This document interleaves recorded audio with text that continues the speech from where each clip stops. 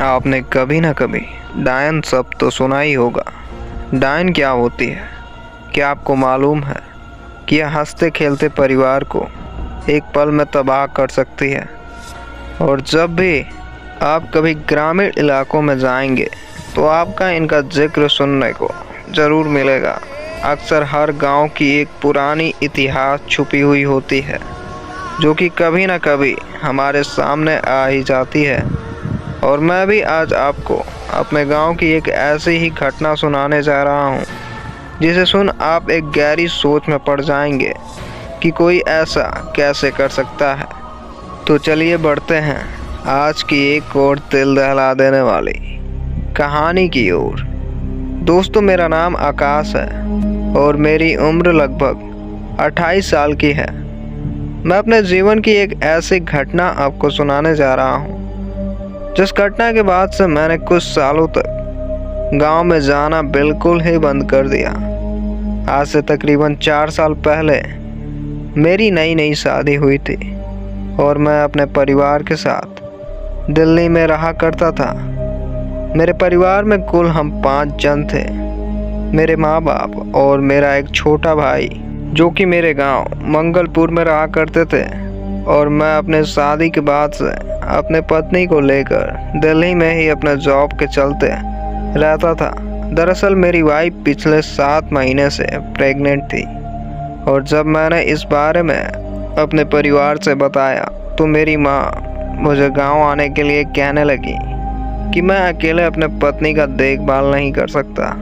मुझे अपनी माँ की बात उचित लगी। इस वजह से मैं कुछ महीनों की छुट्टी लेकर अपनी वाइफ के साथ मंगलपुर अपने परिवार में चला आया। काफ़ी वक्त बाद मैं अपने गांव लौटा था। मेरी माँ अब मेरी वाइफ की काफ़ी ध्यान रखने लगी थी। कहते हैं ना कि जब हम अपनों के बीच होते हैं तो कब समय गुजर जाता है हमें पता ही नहीं चलता। गांव में आए हमें अब तकरीबन 1 महीना हो चुका था कि तभी गांव में एक नया वाकया उमड़कर सामने आने लगा। मेरे गांव में अब नवजात शिशुओं के मौतों का सिलसिला शुरू हो गया और देखते ही देखते मेरे टोले मोहल्ले के कई शिशुओं की बड़ी रहस्यमय तरीके से मौतें होने लगी। किसी को कुछ समझ में नहीं आ रहा था कि इसके पीछे का असल कारण क्या है। अब मेरे गांव में डर ने अपना जगह बना लिया था। धीरे धीरे ये छोटे छोटे बच्चों की मौतों का सिलसिला दिन प्रतिदिन बढ़ने लगा। गांव में तरह तरह की बातें होनी शुरू हो गई और गांव के अब कुछ लोग तो इसके पीछे का कारण डायन को समझ रहे थे। मेरे टोले में एक बहुत ही बूढ़ी औरत रहा करती थी जिन्हें मैं अपनी दादी की तरह ही समझता था और हर शाम जब भी वक्त मिलता मैं उनके पास बैठा करता था और उनके ज़माने की बातें पूछा करता। अब मुझे भी इस बात की चिंता होने लगी कि आखिर इन नवजात शिशुओं ने किसी का क्या बिगाड़ा है जो इनकी मृत्यु हो रही है। उस छोटे से गांव के हर घर में अब मातम का माहौल बना हुआ था। धीरे धीरे सभी लोग अपने बच्चों को घर से निकालना बंद कर दिए थे कि कहीं किसी डायन की नज़र ना उन्हें लग जाए। मेरे गांव में ही नहीं बल्कि मेरे गांव के आसपास के और भी गांव में आए दिन यही खबरें आने लगी। मेरे परिवार में सब लोग बहुत ही चिंतित थे क्योंकि अब अगले महीने ही मेरी पत्नी की डिलीवरी थी और गांव में ऐसा माहौल बना हुआ था। एक शाम हम सब लोग एक साथ बैठे हुए थे और इसी विषय में हमारे बीच चर्चा हो रही थी कि तभी मैंने अपनी माँ से जिज्ञासावश पूछा, माँ ये डायन होती क्या है और क्या मिलता है इन्हें किसी को सताकर? गांव में सब लोग इन मौतों के पीछे का कारण डायनों को ही बता रहे हैं। मेरी माँ मेरी बात का जवाब देते हुए कहने लगी, जन्म से ही ये डायन नहीं होती, ये हमारे बीच ही रहती हैं लेकिन किसी को इनके बारे में भनक तक नहीं लगने देती। कहते हैं कि ये डायन बनने से पहले एक शपथ लेती हैं कि चाहे इनका कोई कितना भी खास क्यों ना हो ये उन्हें तक नहीं छोड़ती। सच कहें तो ये एक श्राप से कम नहीं है क्योंकि ये चाह कर भी अपने आप को किसी को टोना टोटका करने से नहीं रोक सकती। क्योंकि जब ये ऐसा करने का प्रयास करती हैं तो एक क्षण भी ये चैन से नहीं रह पाती। इन्हें अंदर ही अंदर से इनकी ही सिद्धियाँ इन्हें सताने लगती है। यही कारण है कि ये लोगों को अपने सिद्धियों से सताती रहती हैं। कि तभी मेरी माँ की बात पर मेरी पत्नी ने मेरी माँ से पूछा, तो ये नवजात शिशुओं को क्यों मारती हैं? उन मासूमों को मारकर इन्हें क्या मिल जाता है? मेरी पत्नी के सवाल का जवाब देते हुए मेरी माँ ने कहा, जितना कि मैंने सुना है, जैसे जैसे ये तंत्र क्रियाओं में आगे बढ़ती है, इनकी सिद्धियाँ प्राप्त करने की लालसा भी बढ़ने लगती है। और यही कारण है कि ये नवजात शिशुओं को तब तक सताती हैं जब तक उनकी मृत्यु नहीं हो जाती। और उनकी मृत्यु के बाद उन शिशुओं के आत्माओं को एक पुतले में कैद करके रखती हैं। क्योंकि नवजात शिशुओं के शव को अग्नि नहीं अर्पण किया जाता और ज़मीन में ही कहीं दफन कर दिया जाता है। यही कारण है कि ये उन्हें ही अपना शिकार चुनते हैं, क्योंकि वो अपनी पीड़ा किसी से बता भी नहीं सकते।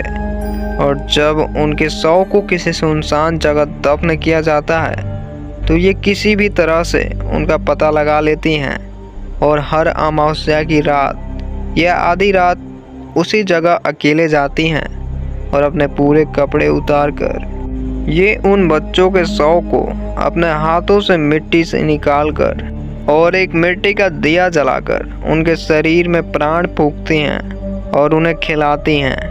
कहते हैं कि इस प्रक्रिया के दौरान कोई उन्हें ऐसा करता देख ले और उस दिए को किसी भी तरह से सुबह होने तक बुझने से रोक दिया जाए तो उस बच्चे की जान बच जाएगी। लेकिन अगर उन्हें कोई देख भी लेता है तो वो उस दिया को बुझा देती हैं, क्योंकि अगर उस दिए को रात भर बुझने से रोक दिया गया तो डायन अपनी सारी सिद्धियां भूल जाएंगी और पागल हो जाएंगी। यही कारण है कि वो किसी भी हाल में उस दिए को बुझा ही देती हैं। डायन के बारे में इतना बताने के बाद मेरी माँ ने एकदम से हमसे कहा, चलो सब लोग अब सो जाओ, रात बहुत ज़्यादा हो गई है। अपनी माँ के मुंह से इतना सुनते ही हम अपने कमरे में सोने चले गए। लेकिन अब मेरी पत्नी के दिमाग में तरह तरह के विचार घूमने लगे। हम दोनों अपने बिस्तर पर जाकर लेट गए और मुझे अब हल्की हल्की उबासियाँ आने लगी और कब मेरी आंख लग गई मुझे पता ही नहीं चला कि तभी एकदम से मेरी पत्नी ने मुझे झकझोरते हुए उठाया। मैं अपने आंखें मीचते हुए उठा तो मेरी पत्नी मुझसे कहने लगी, कोई औरत इस रास्ते से गई है, उसके पायल की आवाज़ अभी मुझे सुनाई दी है। मैंने समय देखा तो रात के तकरीबन 12:15 हो रहे थे। मैंने थोड़ी नींद में अपनी पत्नी से कहा, ये गांव है, यहाँ अक्सर लोग जागते रहते हैं, चलो तुम भी अब सो जाओ। इतना कहकर मैं अपने बिस्तर पर लेट गया और मेरी आंख लग गई। अगली सुबह मैं ब्रश करते हुए अपने मोहल्ले में घूम ही रहा था कि तभी मैंने देखा कि मेरे पड़ोस के घर से रोने की आवाज़ें आ रही थी और उनके घर पर कुछ लोगों का भीड़ भी लगा हुआ था। मैं भी उनके घर के पास जा पहुंचा और बाहर खड़े लोगों से मैं पूछने लगा कि आखिर मांजरा क्या है। उस घर के बाहर खड़े एक आदमी से मैंने पूछा, अरे भाई साहब, आखिर बात क्या है, इतनी भीड़ क्यों लगी है इस घर के बाहर? मेरी बात का जवाब देते हुए उस आदमी ने मुझसे कहा, अरे भाई साहब क्या बताएं, न जाने किसकी नज़र लग गई है हमारे इस गांव को, जो यूं नवजात बच्चों की मौतें हो रही हैं। उस आदमी की बात सुन मैं हताश होकर अपने घर लौट आया। मुझे भी अब कुछ समझ में नहीं आ रहा था कि इन मौतों के पीछे का असल कारण क्या है। धीरे धीरे वक्त गुजरता गया।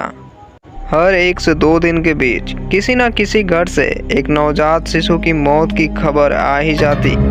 मेरे गांव के पड़ोस वाले गांव में भी यही हाल था। एक शाम अचानक ही मेरी पत्नी का लीवर पेन शुरू हो गया। मैं फौरन ही अपने पत्नी को लेकर हॉस्पिटल के लिए रवाना हो गया। हॉस्पिटल में पहुंचने के बाद मैंने इमरजेंसी में अपने पत्नी को एडमिट कराया। मेरे साथ मेरी माँ भी आई हुई थी और लगभग रात के 9 बजे हमें एक खुशखबरी सुनाई दी कि मेरा एक बेटा हुआ है। जिसे सुन हम सबकी खुशी का ठिकाना ना था। लेकिन कुछ देर बाद ही मेरी माँ का चेहरा उदास हो गया। मेरी माँ को ये डर था कि कहीं मेरे बेटे के साथ भी कहीं कुछ। इसी बारे में सोच मेरी माँ उदास बैठी थी। डॉक्टर ने हमें कुछ दिन हॉस्पिटल में ही रुकने को कहा। मैं और मेरी माँ हम दोनों हॉस्पिटल में ही पूरी रात रुके और अगली सुबह के तकरीबन 7 बजे मेरे घर से मेरे छोटे भाई का फ़ोन आया। उसने मुझे फ़ोन पर बताया कि एक डायन पकड़ी गई है और गांव वाले आक्रोश में गांव के बीचों बीच उस औरत को पीट रहे हैं। मैंने इस बारे में जब अपनी माँ से बताया तो मेरी माँ का चेहरा एक बार फिर खिल उठा। उन्होंने मुझसे कहा, अब डरने की कोई ज़रूरत नहीं है, अब वो डायन पकड़ी गई है तो हमारा मुन्ना सुरक्षित है। और लगभग 2 दिन बाद ही हम हॉस्पिटल से घर आए। डायन के पकड़े जाने की वजह से पूरे गांव में खुशी का माहौल था और मेरे घर में मेरा पहला वारिस आने से हमारी खुशी का कोई ठिकाना न था। गांव वालों ने उस डायन को मार मार कर उसका हालत ख़राब कर दिया था, जिस वजह से वो अब पागल हो गई थी। गांव में अक्सर बच्चे के जन्म के 12वें दिन उसकी 12वीं मनाई जाती है, जिस दिन उसका नामकरण होता है।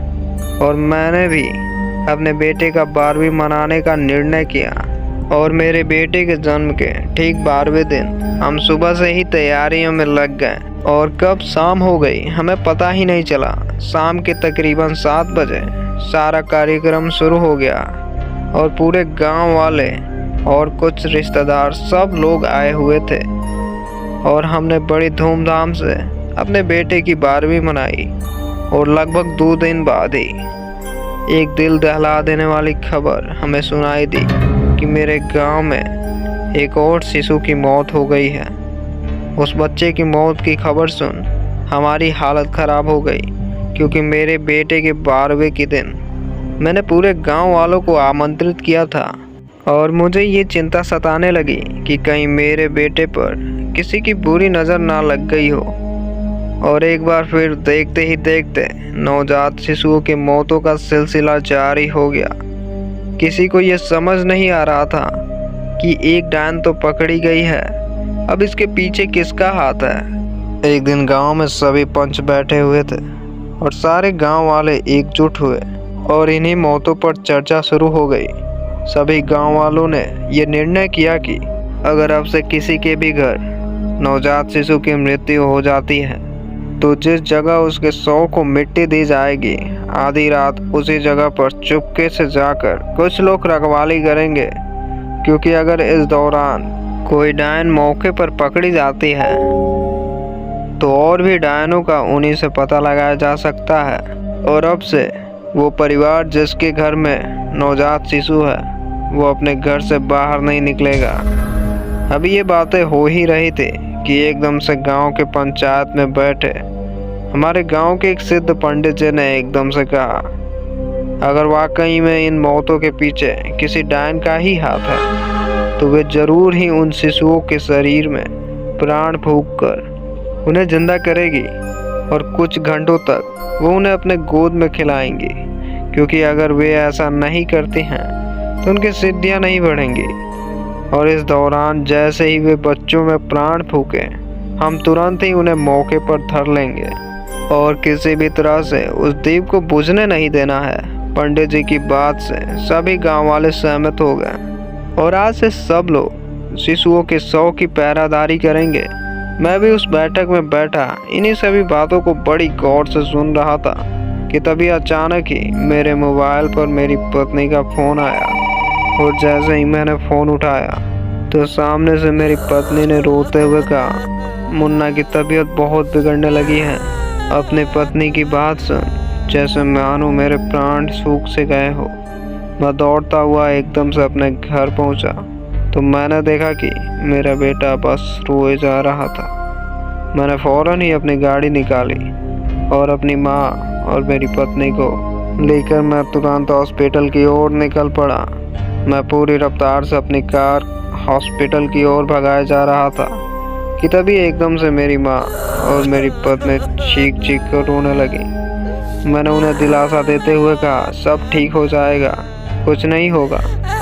और कुछ ही देर में मैं हॉस्पिटल पहुंचा और जैसे ही मैंने अपने बेटे को डॉक्टर से दिखाया तो डॉक्टर का जवाब सुन हमारे आंखों से आंसू थमने का नाम नहीं ले रहे थे। डॉक्टर ने बताया कि अब मेरा बेटा इस दुनिया में नहीं रहा। आपने आने में थोड़ी देर कर दी।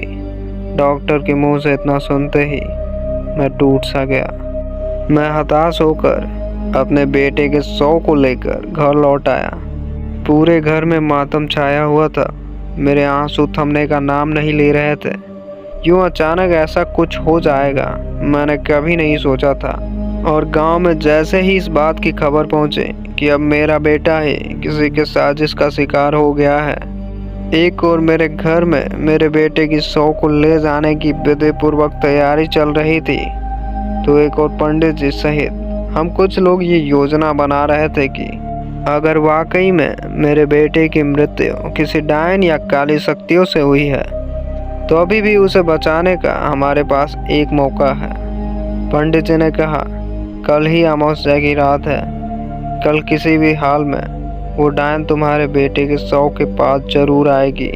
उसी वक्त हम उसे धर लेंगे और तुम उस दीप को बुझने मत देना जिससे तुम्हारे बेटे की जान बच जाएगी। शाम के तकरीबन 2 बज रहे थे। मैं अपने बेटे के शव को लेकर कुछ गांव वालों के साथ गांव के एकदम किनारे एक छोटे से बागीचे में मैंने विधि पूर्वक अपने बेटे के शव को मिट्टी दिया और हम सभी अपने घर लौट आए। मैं एक उम्मीद लिए कल रात होने की बेसब्री से प्रतीक्षा कर रहा था और सारी रात मैंने बैठे बैठे ही गुजार दी। अगली सुबह बिना किसी को कुछ बताए मैं और मेरा छोटा भाई, मेरे पिताजी और गांव के कुछ लोग, साथ में पंडित जी भी, हम सब ने आज रात के तकरीबन 11 बजे उसी जगह जाने का निर्णय किया जहां मेरे बेटे के शव को हमने दफनाया था। मेरी पत्नी ने अपना शरीर छोड़ दिया और रो रो कर उसका बुरा हाल हो गया था। मेरी माँ ने बड़ी मुश्किल से मेरी पत्नी को समझाया कि अभी भी हमारे पास एक मौका है और आखिर वो पल आ गया जिसका हमें बेसब्री से इंतज़ार था। रात के तकरीबन 10 बज रहे थे और हम लोग एकजुट हो गए। पंडित जी ने मुझे अपने साथ तेल और एक बड़ा सा पतीला लेने को कहा ताकि किसी भी हाल में हम उस दीप को बुझने ना दें। और अब हम धीरे धीरे उसी जगह पर जा पहुँचे और अब हम उसी जगह पर अलग अलग दिशा में जाकर छुप गए। और अब हम सबकी नज़र उसी जगह पर टिकी हुई थी जहाँ मेरे बेटे की शव दफन थी। चारों तरफ एकदम गहरा सन्नाटा पसरा हुआ था कि तभी हमारी नज़रें एक जगह पर जाकर ठहर गई। हमने देखा कि एक बहुत ही खूबसूरत सी दिखने वाली औरत जिसके लंबे घने बाल थे, अपने हाथ में झोला लिए वो उसी जगह पर जाकर बैठ गई जहाँ मेरे बेटे की शव थी।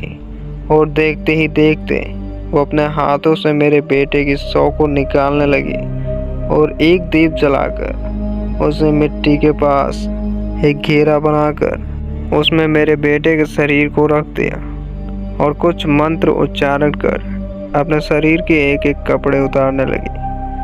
वो दिल दहला देने वाला मंजर देख हम सबकी आंखें फटी की फटी रह गई कि तभी एकदम से जल रहे उस दिए की रोशनी में मैंने देखा कि मेरे बेटे का शरीर हिलने लगा। और इतना देखते ही वो मेरे बेटे को लेकर अपने गोद में खिलाने लगी कि तभी पंडित जी ने मुझे आगे जाकर उस दिए को पतीले से ढकने के लिए कहा। मैं बड़ी ही धीमी कदमों से उस डायन के पीछे से अपने हाथ में पतीला लिए जा पहुंचा और एक झटके में ही मैंने उस पतीले से चल रहे उस दिए को ढक दिया। उस दिए को ढकते ही सभी लोग उस डायन पर टूट पड़े और मेरे बेटे को वहीं छोड़कर वो डायन अपनी जान बचाकर जंगल की ओर भाग गई। रात भर हम उसी जगह बैठे रहे और बड़ी मुश्किल से मैंने उस दिए को जलाए रखा। खैर वो डायन तो हमारे हाथ से निकल गई, लेकिन मेरा बेटा सही सलामत बच गया। मेरे गांव के पंडित जी ने कहा, डरने की अब कोई बात नहीं है। अब तक तो वो डायन अपनी सारी सिद्धियां भूल गई होगी, आप अपने बेटे को लेकर वापस उसी जगह चले जाइए जहां आप रहते हैं। और मैंने पंडित जी की बात सुन अपने पूरे परिवार को लेकर अगली सुबह ही दिल्ली लौट आया। और उस घटना के बाद से आज तक मैं अपने गांव नहीं गया। और मेरा बेटा आशीष अब 3 साल का हो चुका है। तो दोस्तों, आज की कहानी में बस इतना ही। आशा करता हूँ कि आपको ये कहानी पसंद आई होगी। आप में से 99% लोग हमारी कहानियाँ तो सुनते हैं लेकिन इस चैनल को सब्सक्राइब नहीं करते हैं। ऐसे ही और आगे कहानियाँ सुनने के लिए हमारे इस चैनल को ज़रूर सब्सक्राइब कर लें। दोस्तों, आप लोगों के सपोर्ट की वजह से अभी तक हमने 300 से ज़्यादा सब्सक्राइबर गेन कर लिए हैं और अच्छे खासे ही रिस्पॉन्स हमारे वीडियोस पर आप लोगों के देन से आ जाती है। इसका मैं बहुत शुक्रगुजार हूँ। आप लोगों के सपोर्ट और मदद की वजह से आज हमारा चैनल ग्रो कर रहा है। और मैं आप लोगों से ये विनती कर रहा हूँ कि आपके जान पहचान के जितने भी लोग आपके व्हाट्सएप या जहाँ भी मौजूद हैं और जिन्हें भूतिया कहानियाँ सुनना जैसी सच्ची घटनाओं पर आधारित कहानियाँ सुनना पसंद है तो उनके पास ज़रूर शेयर कर दीजिए। और कहीं मुझसे गलती हो जाती है तो आप ज़रूर कमेंट में ये बता दीजिए कि मैंने कहाँ गलती की है और क्या मुझे नहीं करना चाहिए, क्योंकि मैं ही स्टोरी लिखता हूँ और अपने लिखी स्टोरीज़ को वॉइस ओवर देता हूँ और उसके बाद एडिटिंग करता हूँ। अगर आपको लंबी कहानियाँ सुनना अच्छा लग रहा है तो आप कमेंट करें कि मैं लंबी ही कहानियाँ अपलोड किया करूँ, या आपको शॉर्ट कहानियाँ सुननी है जैसे कि 10 से 15 मिनट की कहानियाँ, तो भी आप कमेंट कर सकते हैं। आपके कमेंट के हिसाब से मुझे काम करना अच्छा लगेगा। मैं भी तो जान सकूं कि आपको किस प्रकार की कहानियाँ सुनना बहुत पसंद है। तो दोस्तों, आप लोगों का बहुत बहुत धन्यवाद हमारे चैनल पर विजिट करने के लिए और हमारी कहानियाँ सुनने के लिए।